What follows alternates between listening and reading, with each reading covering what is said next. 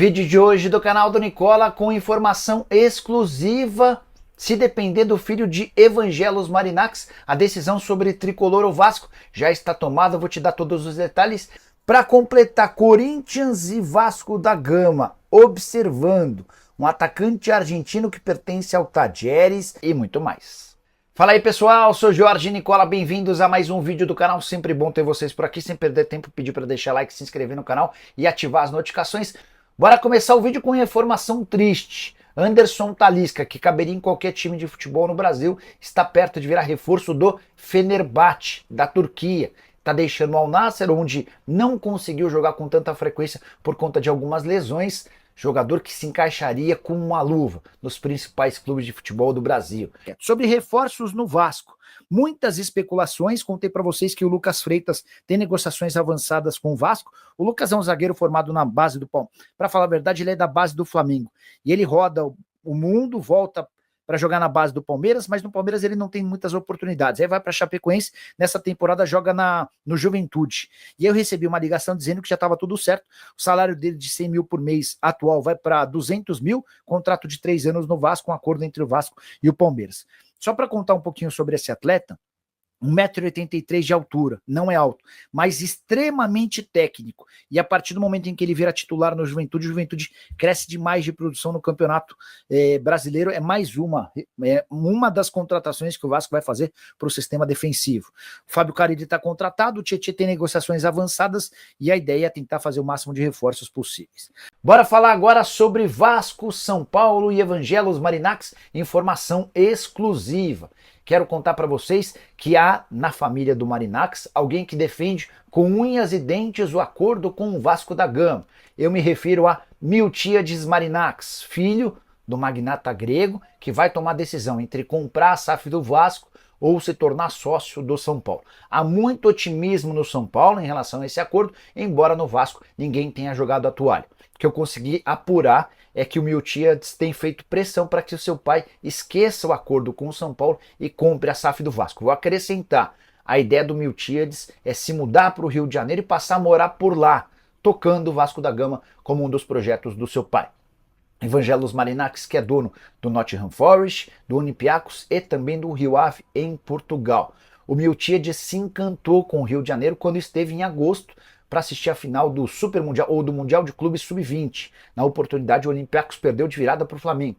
E o Miltiades e o pai dele visitaram o Rio, conheceram algumas das instalações e o moleque, não vou chamar de moleque, mas o filho do Marinax ficou absolutamente encantado com a vida no Rio, com a forma como os cariocas levam a vida, enfim. Desde então ele tem feito enorme pressão para que o negócio com o Vasco saia.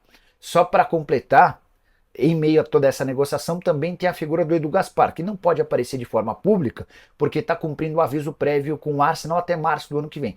Mas é o Edu Gaspar quem tem tocado as negociações e conversado, dialogado com o Evangelos Marinax e também com o Miltiades. Ele foi contratado para representar os grupos do magnata grego. E se depender do Edu Gaspar, o negócio vai acabar acontecendo com o São Paulo. O Edu entende que, por não ter dívidas na base do São Paulo e por ser um celeiro de craques, o São Paulo poderia primeiro se beneficiar demais dessa parceria e depois fornecer jogadores para todos os outros clubes, para o Rio Ave, para o Nottingham Forest e também para o Olympiacos, sendo um grande centro de captação na América do Sul.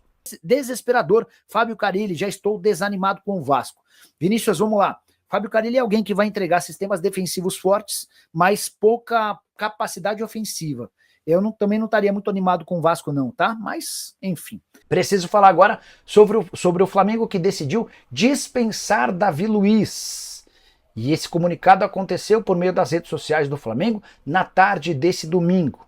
Importante contar que o Davi Luiz está bastante chateado com o novo presidente do Flamengo, o BAP, e com o novo diretor executivo de futebol, José Boto. Isso porque nenhum dos dois entrou em contato para dar qualquer satisfação ou explicar os motivos que levaram o Fla à não renovação. Ele foi avisado dessa decisão por meio das redes sociais, algo bem pouco usual para um atleta que esteve nos últimos 3 anos no clube, faturou 4 títulos importantes e colecionou algumas lições bem legais, entre elas a evolução que ele garantiu para jogadores como Rodinei, Wesley, Pedro no momento de baixa e também com João Gomes.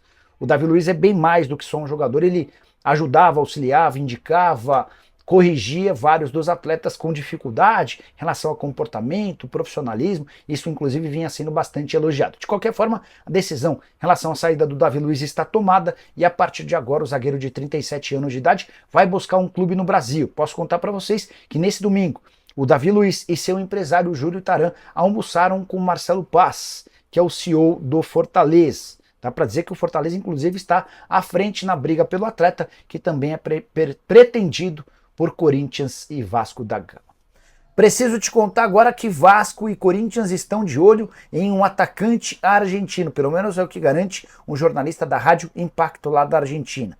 O atleta é Federico Girotti, 25 anos de idade, pertence ao Tajeres e está no radar do Vasco e do Corinthians. Segundo o jornalista, ele tem sido oferecido para alguns clubes brasileiros, entre eles o Fluminense. E aquele que demonstrou maior interesse em contratá-lo, ou aqueles, teriam sido o Vasco e o Corinthians com indicação do Ramon Dias. Atleta que tem contrato com o Tajeres, na atual temporada 49 jogos, 14 gols e uma assistência. É importante observar que ele termina o ano no Tajeres como reserva, tá? Jogador formado na base do River Plate, estreou em 2019 no time de cima. Estou tentando a confirmação com dirigentes do Vasco e do Corinthians a respeito dessa história. Beleza?